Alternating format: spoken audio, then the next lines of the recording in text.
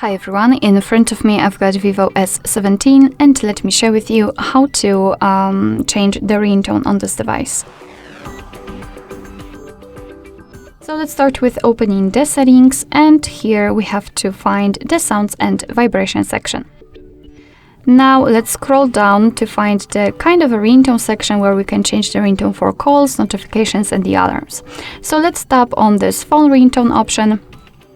And here we've been transferred to the full list of pre-installed options from which we can choose. At the top we've got also the custom ringtone, which means that you can choose something from, for example, downloaded files or recorded ones, and no ringtone, which means that your device will not use any kind of sound to notify about the incoming call. So it's basically up to you whether it is useful for you or not.